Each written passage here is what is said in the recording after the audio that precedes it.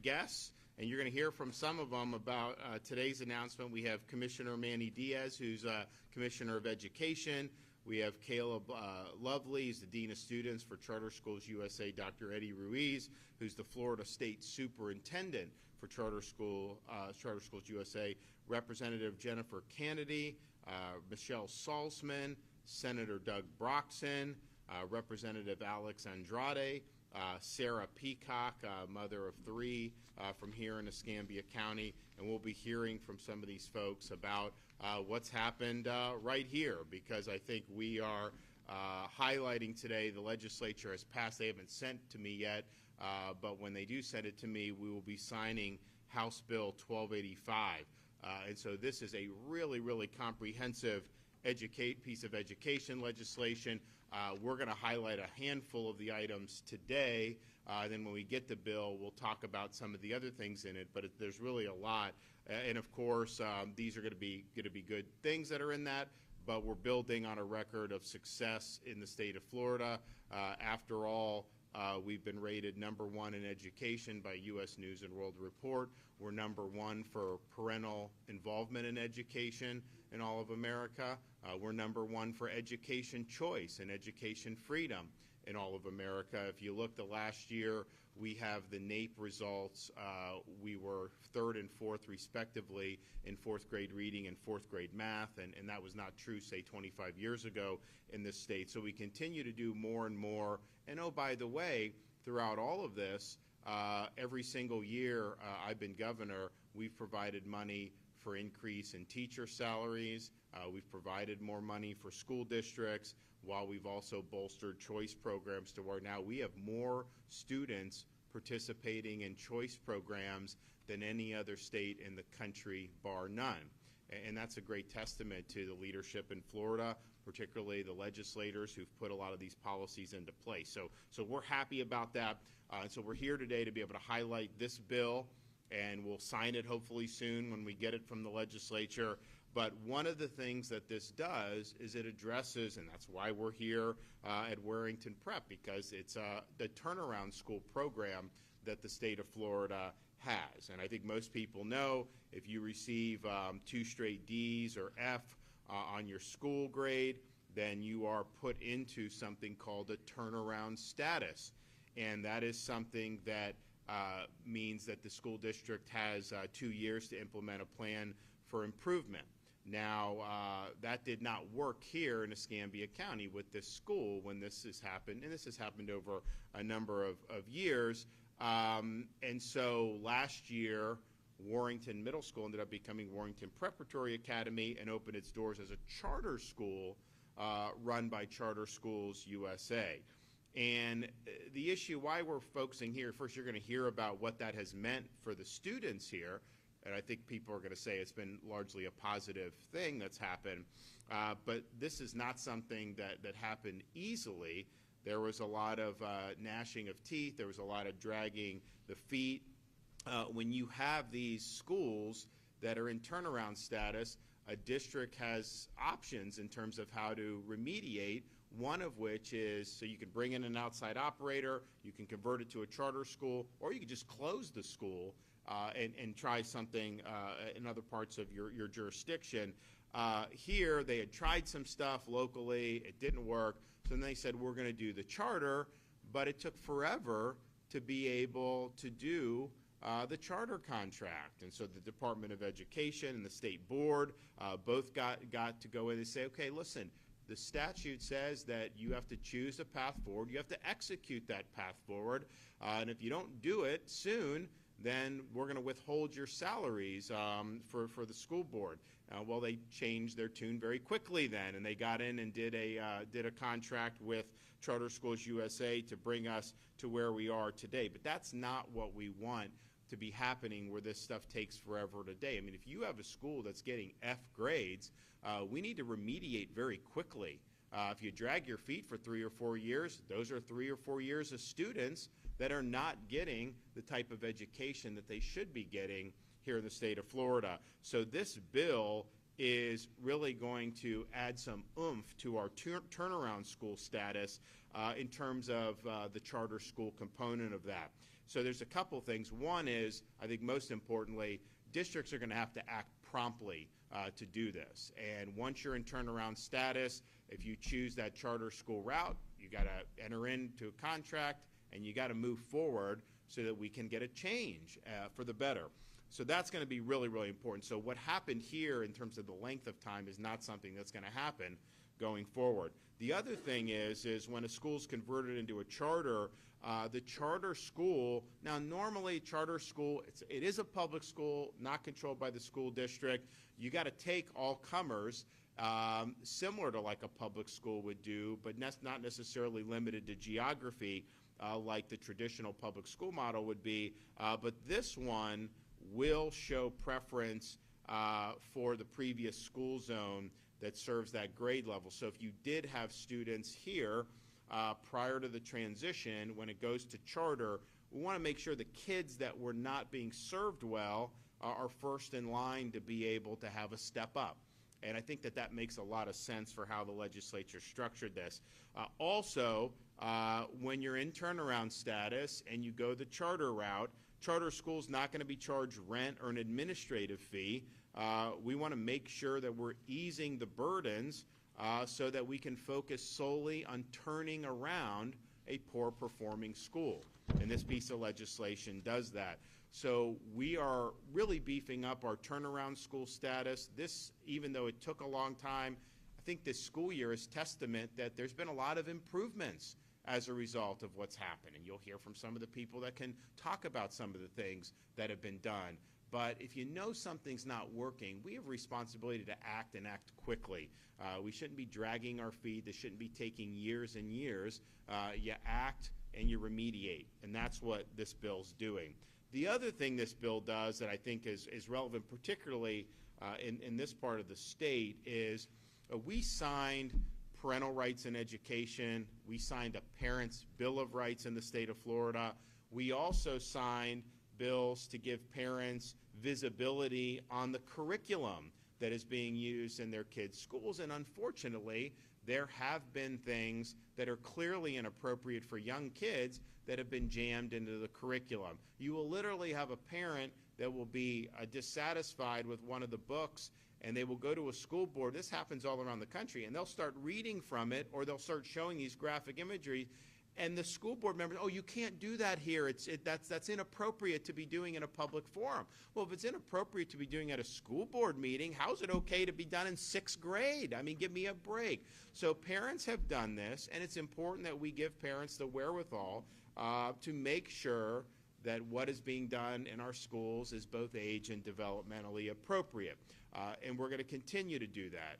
You should not be having books in these schools, particularly in younger grades, that are sexually explicit, that are promoting ideology like gender ideology. We don't believe you teach a kindergartner that they can change their gender. That's just not appropriate. That's not what parents want to be taught in our schools. So that's where, and here's the thing, when you're trying to shoehorn all this nonsense in, then why aren't you focusing on the things that really matter for the schools and for education? I want kids to be reading and writing. I want them to be able to add, subtract, do all the important pillars of education. And when you're getting involved in these other tangents, you by definition are not doing what you need to do in those other areas. So that's important that the parents have a seat at the table. It's important that they're able to lodge objections when you see some of this stuff filtering in, and it is done intentionally, and it is part of an agenda, and that's wrong. I mean, schools are there to serve the community. Schools are not there for you to try to go on some ideological joyride at the expense of our kids. So we want to have that. We think that's important. At the same time, the idea that someone can use the parents' rights and the curriculum transparency to start objecting to every single book to try to make a mockery of this is wrong. And you've had examples where books were put under review that are just normal books that have been in education for many, many years. You had a situation down in another part of the state of Florida where you had some teacher was being very passive-aggressive, was trying to say, oh, parents' rights bill, I can't have any books in school, covering up all the books. That's performative. That's political. You're trying to be an activist when you should be trying to be an educator. So this bill addresses that. It ensures that we prioritize parents with children in the school district. But what we're saying is, look, if you don't have kids in the district, it's not that you're a taxpayer, if you're a citizen, you have an interest in there. But clearly the parents, I think, have the most significant interest. So if you're a parent with kids in the schools, then you can do similar to what's been under the legislation. If you see something that's age or developmentally inappropriate, you can raise an objection to that. If you don't have kids in the school district, you still are a citizen. You still can be interested in education, but you're going to be limited to what you can be objecting to. You can raise an objection, and these are limited to one a month, because what we found is you have activists that are going in there, they're objecting to everything under the sun. And it's from all ends of the political spectrum. There's some people that really think all these books that have been in school are inappropriate. There's other people that know that they're appropriate, but are trying to act like Florida does not want these books in. So it's all part of an agenda. So this is really ferreting that out. I know Escambia had a lot of books that should not have been under review that somehow were. You got to use some common sense on this. We had for many, many decades, school was school. Then it seems like more recently it's all become fodder for people to try to do the agenda. So we want to make sure that you have a right as a parent to send your kid to school, and school's going to be school. They're going to be educated, not indoctrinated. And those are the tools that we've provided, but we're also going to provide protection about those being abused for people's political agenda. So I think it's going to make a big difference. I don't think small school districts in particular should be inundated with a lot of these frivolous objections. People, some of the books that are objectionable when if you put it on the screen, it will not, the news will not put it on the newscast because it's too inappropriate to put over the airwaves. That's a pretty good test. If they're not willing to do that, then it's probably not something that should be in 6th grade. But on the other hand, you have so many things that have been part of education for so long. The idea that somehow Florida law is trying to spark challenges to that is absurd, and this is really important that they corrected that. So I thank them for doing that. And if you are trying to be an activist, if you're trying to withdraw valid materials as a way to basically lodge a protest, you're going to be held accountable for that because you're depriving the students of their right to be able to have a good education. So that's the second component of the bill that is good. And the final one we'll highlight today, and we're going to highlight more when we get the bill and we sign it, but HB 1285 continues our commitment to military families here in the state of Florida. We pride ourselves as being a military-friendly state. We're the most military and veteran-friendly in America. This region of the state in particular is very friendly to veterans, as well as the active duty component, because we have so many military families here. A couple years ago, actually 3 years ago now, we signed HB 429, which designated schools going above and beyond to support our military families as Purple Star campuses. The first year, over 120 schools met the criteria. Now, 2 years later, that number has reached almost 200 schools, including 11 schools right here in Escambia counties. So we're proud of that. What the legislature's put in this bill is to say that we are now going to recognize entire school districts as Purple Star school districts if they have 75% of schools in the district that are Purple Star schools. So you're going to really see, I think, a handful of school districts lead the pack on this. This will incentivize districts to develop more Purple Star schools.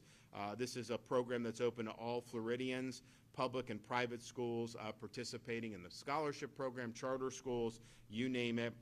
We hope to have more and more of these throughout the state of Florida because we understand that some of the things that these Purple Star campuses offer is unique to kids of military. And there are certain challenges that happen, especially when you have a career that takes you in different parts of the United States every 2 or 3 years. Although I do note, once they're stationed here, they always keep the Florida driver's license and they always keep the Florida residency. They don't want to give that up, but nevertheless, you can bounce back and forth. and that's not easy to do. It's not ideal to do. So I thank the legislature for doing that. So I think if you look at, and there's more that was in this that we'll talk about when we get the bill and sign it. We hope to sign it very soon. But this turnaround school program is really, really important, because you can have success in many of your schools, but if you have some of these schools that are languishing and they're F schools and no one's doing anything about it, you're just telling these kids that you don't care about them, and that's unacceptable. So we have good tools. This beefs up those tools, and here in Escambia County, we're going to hear about why this matters and what's been able to get done. So we're going to hear from some of our folks here. We have Commissioner Manny Diaz is going to be the first one to speak, and then we'll hear from some other folks. So, Manny.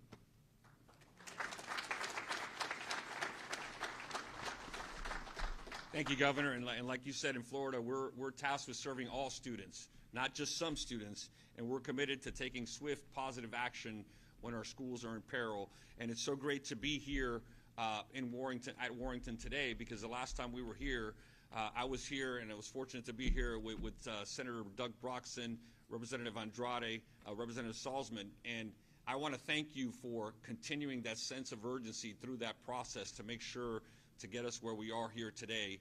And this experience has shown us that we needed to make some changes, because at the end of the day, it is important that we have the ability to have this be a quick and a swift process, because as the governor mentioned, a school languishes in turnaround and in a failing status, and that could be an adult problem. But at the end of the day, we have to focus on the students and what happens to these students who are sitting for years in a failing school, not getting what they need. They do not get that time back. And so again, I appreciate the cooperation. I look forward, Superintendent Leonard, to working with you. I know you took over after the process started, and we are very happy with the partnership with Charter Schools USA here, and we look forward to this becoming an incredible school, an incredible opportunity for all the students in Escambia.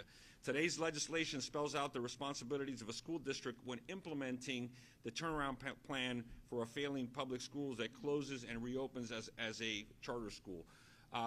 Once a turnaround school is reopened as a charter school, the school district must continue to operate the school for the following school year, and a district must execute a charter school turnaround contract no later than October 1st. So school goes into turnaround, they choose this option, and they have to execute the contract October 1st of the year that they're still operating the school, to assure that they have the partnership with the charter school that is coming in to have a runway to prepare, to evaluate, to see what the changes that need to be made, what personnel changes, what facility changes. I know a lot of facility changes Upkeep has done here at Warrington, and that's very important, because we don't want the charter school taking over and starting with a very short runway.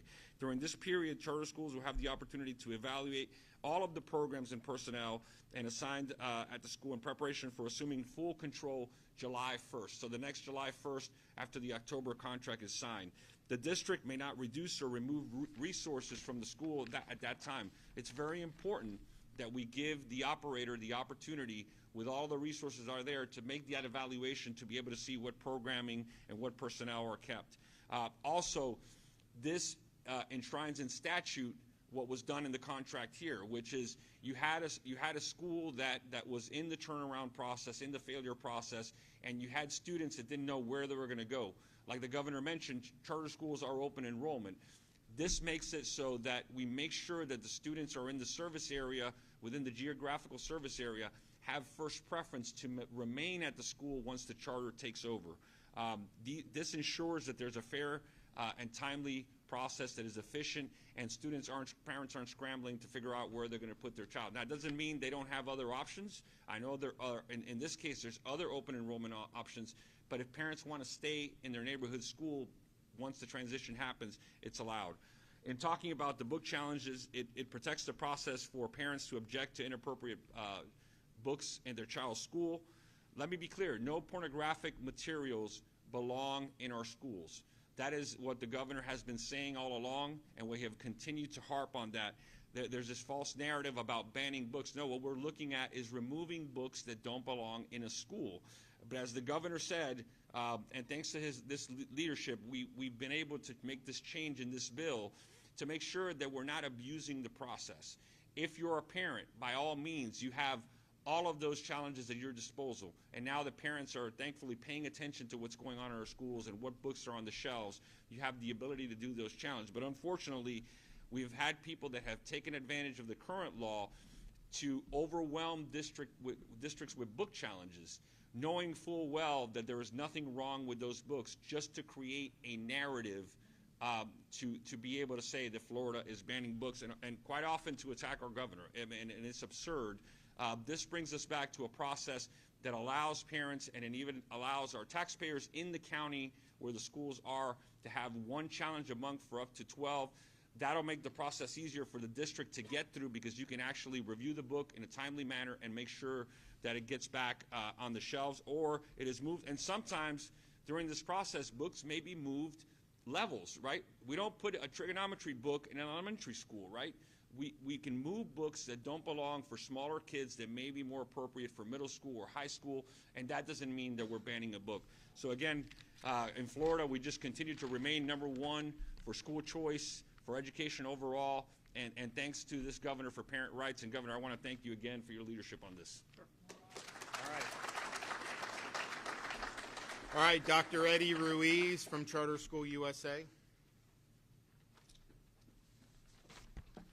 Well, good morning. I'm very humbled and honored to represent our board and to represent Charter Schools USA in this work that has been a love for me because we've been able to see the work that we've been doing with our students. And first, thank you, Governor, thank you, Commissioner, and the State Board of Education for really your commitment to really not letting go of the failing schools that were out there, right? Not giving up on students. And so we fought through that. I wish we had the runway that we had, but we had about 60 days to turn around here and do all the work that we did. But we knew from the beginning that this was going to be a monumental task. This was going to be hard work, and there's no way that we could do it alone. We needed to come in together as a community to do this, and so the Department of Education has been a part of that.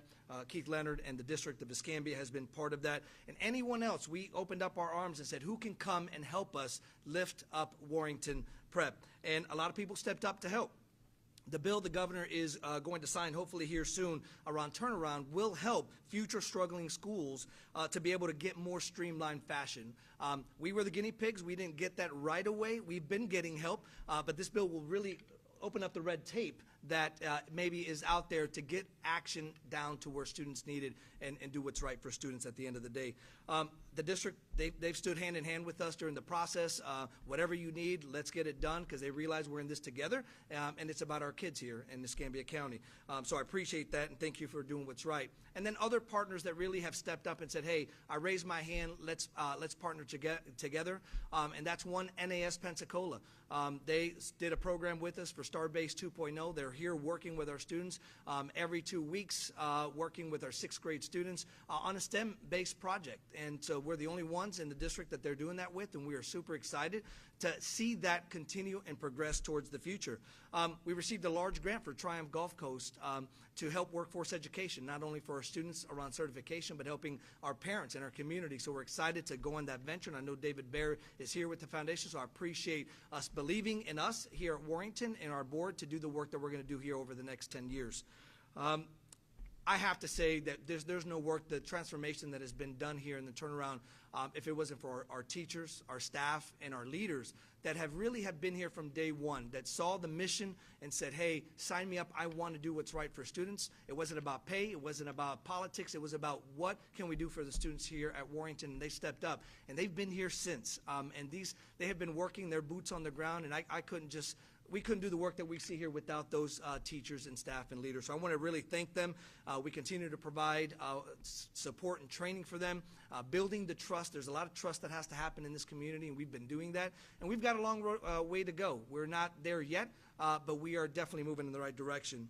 And lastly, I am so proud of the students here. There was a lot of change that happened when we came in, but the students have been resilient. When you lift the expectations and you put them high, students will rise to those expectations. And so we're seeing it through the growth of their progress monitoring. From progress 1 monitoring to 2, we've seen the growth, and hopefully, and we will see that PM3 when the last test results come out, the growth that our students will have shown, because we're seeing them. They're moving in the right direction.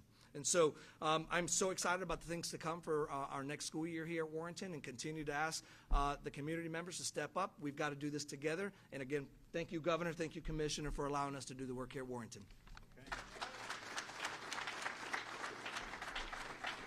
All right, Caleb Lovely, Dean of Students, Charter Schools USA. All right, good morning, everyone.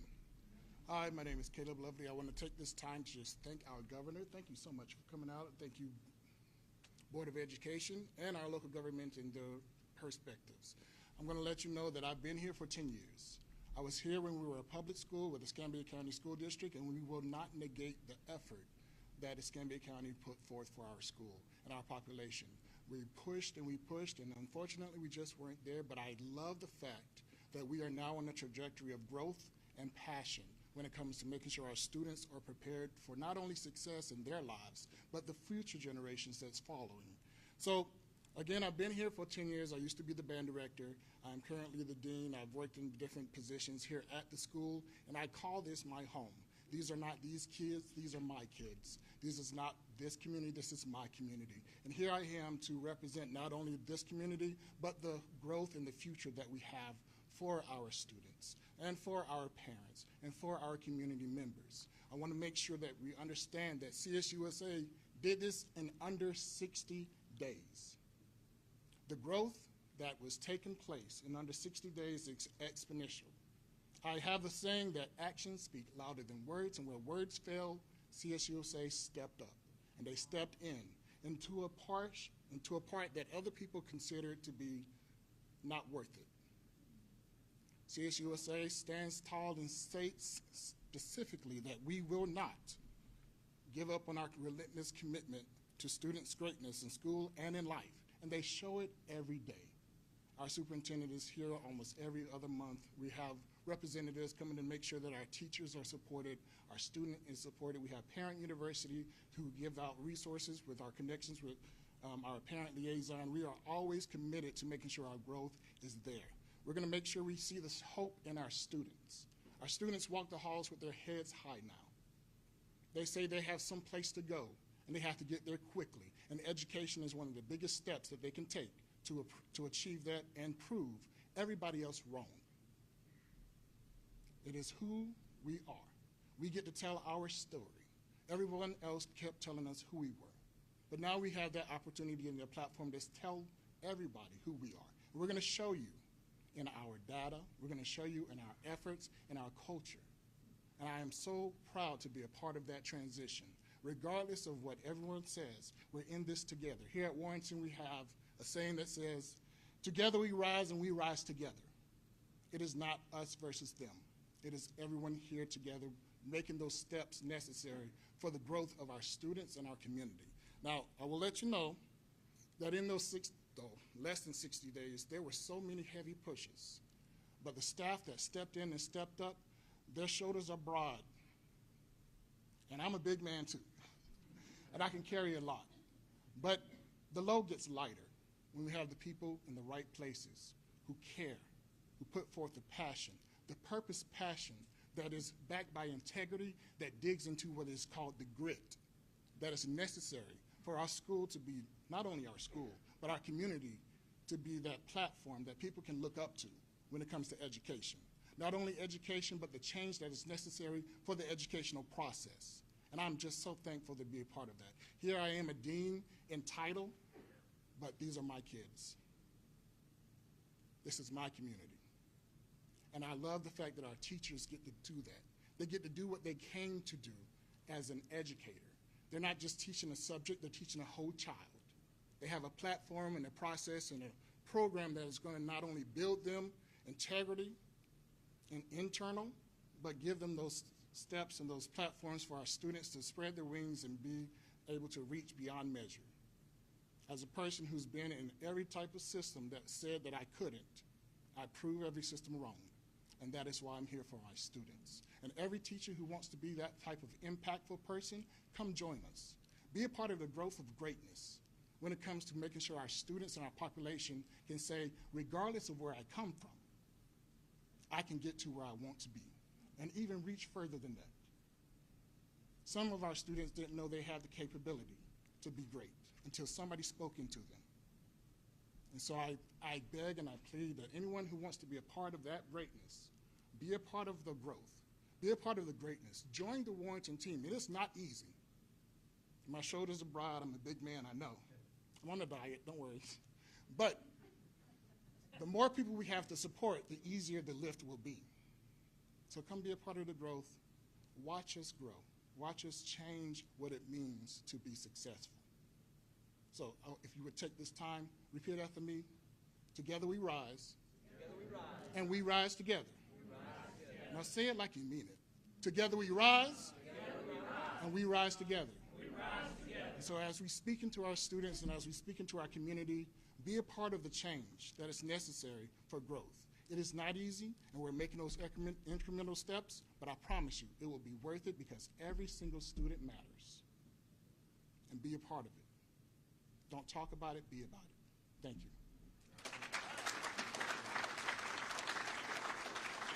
Okay, Representative Jennifer Kennedy. Does anybody else feel like we've been in church? Have we gone to church? It is such a privilege for me to be here with Governor DeSantis, with Commissioner Manny Diaz. I want to acknowledge the great work of my partners in the legislature on this bill, Senator Danny Burgess. It was my privilege to carry this bill in the House. When I'm not in the legislature, I am a middle school teacher. I direct the RISE Institute at Lakeland Christian School. And I cannot tell you what it means to somebody who has spent decades in the classroom to be able to travel around the state and know that we have people who are as passionately committed to children all across this state.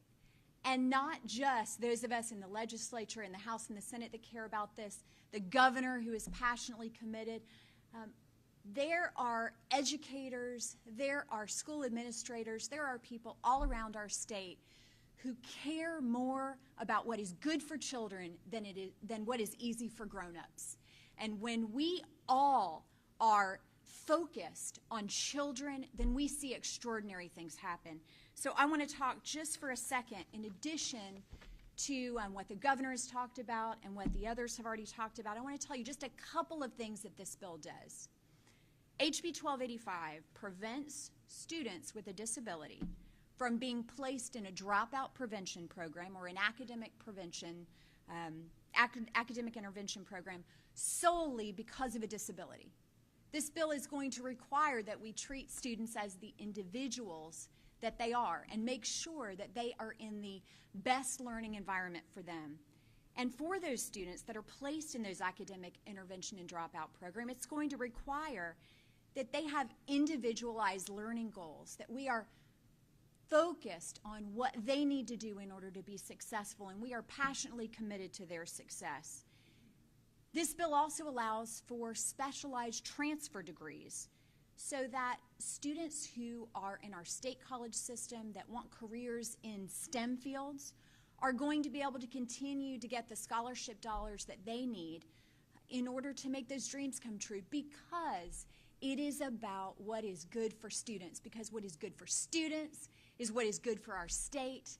And when we see all of our kids rise, our state rises with them, and that is what we are about. So thank you, all of you, thank you, Governor. Such a privilege to carry this bill. Thanks. Okay, Sarah.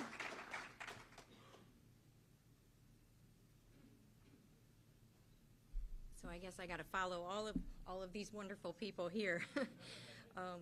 I'm honored to be included today. When I was contacted to come up here, I have 3 children ranging in age from college-bound to entry-level elementary school. We also are a former foster family as well. I embrace the opportunity to advocate for all of our children in all of our schools. Safety in our schools should be a priority, our first priority. If our children are not, if they don't feel safe, they're not going to learn. All children should have a safe place at school, and I believe every one of us have a responsibility to do that, whether it be legislatures, whether it be teachers, whether it be administration, whether it be parents, or whether it be other students as well. When someone or something threatens that safety, whether it be mentally, physically, or emotionally, parents should have a right to bring that unsafe person, place, or thing to light. We should be able to ask for action. I expect the public school system to educate my child, not parent my child. I've said that over and over again. It's my job to bring those hard issues and talk about those hard issues in my home. It's the school system's job to educate my child, teach them to read and write and do math. I expect the public school system, I expect the library to be a safe place for all of our children. Sexually explicit material should not be able to make its way into our school libraries under any circumstances. Material that threatens our children ultimately makes them unsafe, especially younger, tender-age children. I don't want my second grader to be able to walk into a public or a school library and access materials that are sexually explicit under any circumstances. I'm very thankful to a governor that is willing to listen, and I'm especially thankful for a governor that is willing to take action. Schools need to be a place to learn to read, write, and do math, not a place to be parented. That is my job. People that are using this action to further agenda have absolutely zero place in my child's school. School is not a place for agendas. People with agendas have taken what this was meant to be an avenue for parents like me to advocate for the safety of their children and made it into something that has created chaos for our teachers and our administrators, and I recognize that. That is not what this was intended to do. It is intended to keep our children safe from the sensitive issues that need to be taught at home, not at school. Every parent should have the right to raise their child in a safe manner, whatever that may look like. That's the beauty of living in freedom. By allowing sensitive reading materials in our public school library, that freedom is essentially being taken away from me. Materials that introduce sexually explicit and inappropriate material to my elementary age child is absolutely inappropriate and absolutely unacceptable. There are no circumstances where this would be appropriate. As for inclusion, just teach your child to be kind always. That was one of the biggest arguments that was brought to my attention with the book ban was, well, how are we going to teach children about these sensitive issues? Well, you don't need to teach them about sensitive issues because you don't have to know what a person is or how they live to be kind. Just teach your child to be kind to everybody. Just demonstrate kindness in your home. Teach them kindness in their ways, and we should never have a problem. I don't need to know anything about someone to just be kind. My oldest child is actually, we are a success story to the school choice, and I want to thank you personally for that because my oldest child, 2 weeks ago, well, last year he was able to transfer into a school that helped him actually be able to move on and further his dreams. He signed a scholarship to attend a four-year private university to play baseball and to go on and further his academic needs, and we never would have been able to do that without that. So I thank you so much. I thank you for just being willing to listen and being willing to act on that.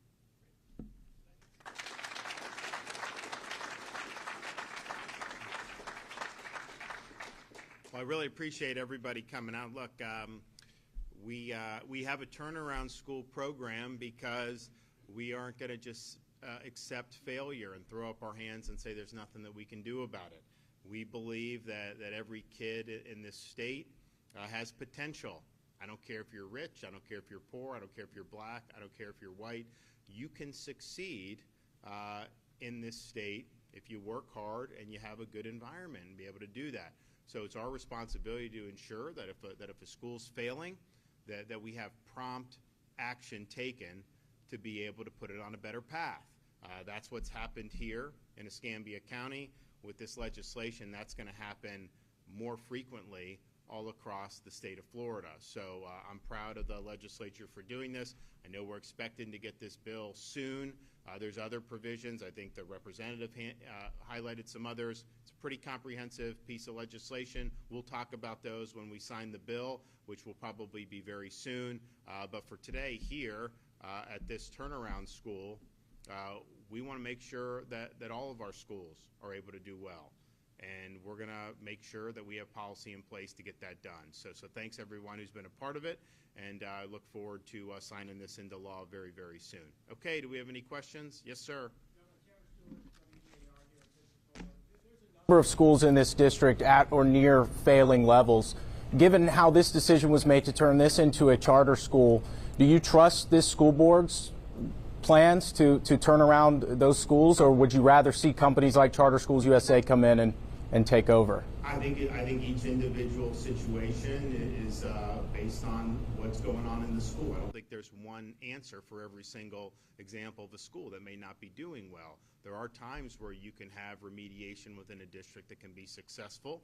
There are other times when that's clearly not working that you got to try something else. So I think it depends on the facts and circumstances, but ultimately our role in the state is to set the policy. We have Manny, who now is able to have even more tools to ensure that these decisions are made promptly. But, you know, ultimately, the citizens of Escambia County elect people to sit on these boards. And they're the ones that are ultimately accountable for whether they're going to do right or not. And so it's a team effort. We want to work with any school district and school board that wants to improve education. We think we've seen a lot of great stuff throughout the state of Florida. Not every school district in this state or school board has necessarily wanted to see positive reforms, but I will say in the 22 elections, some of the ones that were dragging their feet were shown the door by the voters, and so that's just the way the cookie crumbles. Yes, ma'am.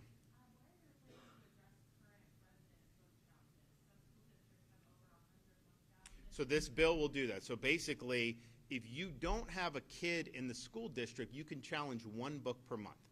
And I think that will help short circuit these frivolous challenges, because it's being done to create a narrative that somehow, oh my gosh, all these books are quote banned. No book is banned in Florida. The most grotesque pornographic books that are in schools that have been removed because they're not appropriate, you can go buy it at a bookstore. If that's what floats your boat, you're able to do that. But do not jam that down the throats of a 6th grade child. That's wrong. And it's wrong because parents don't want it. So let parents make those decisions and be able to do.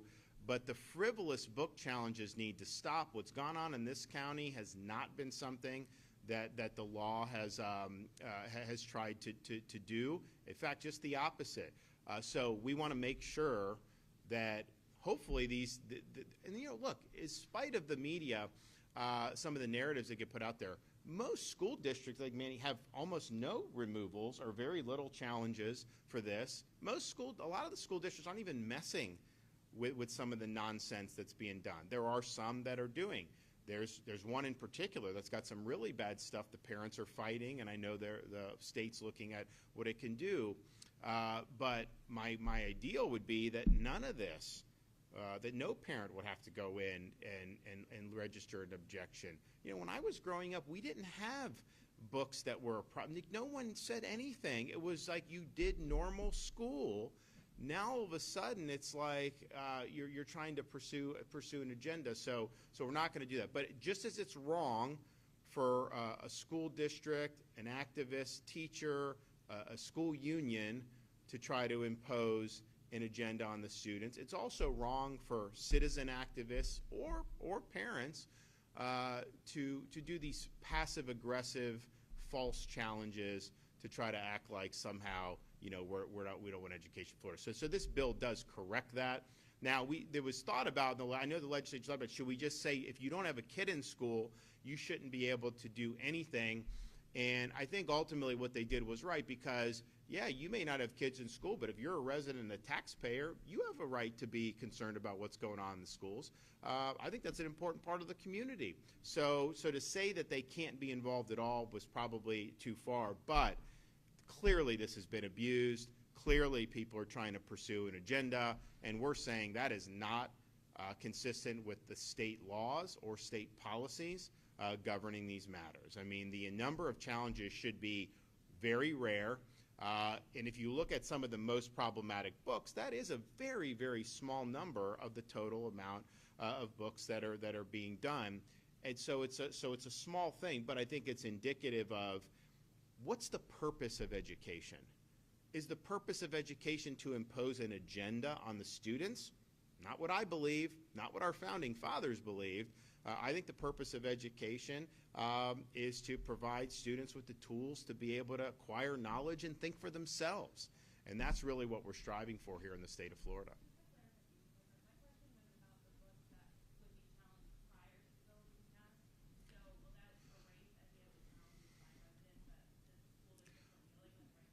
I don't think it necessarily would by the text, but I think that the issue is the fact that the legislature has weighed in like this should be evidence that how that was done was not consistent with the spirit of the law. And so let's stop playing games with all this. Let's make sure that we get to education, not indoctrination, and really focus on that. And if we do that, I think everybody is going to be happy. And you know what? If you as a parent have an interest in educating your kids on some of the things that most of the other parents find inappropriate, you do have that right to do. It's not something that the government's going to come over and oversee, but the idea that a parent sending their kid to school should have to worry about some of the garbage that we've seen out there put into their school system, no, you shouldn't have to worry about that as a parent. You should rest assured, send your kid to first grade. They are not going to be told that they were born in the wrong body. That's in Florida. That is not going to happen. So let's just agree to that, and let's agree to have high standards and promote good education. All right. Thanks, everybody. God bless.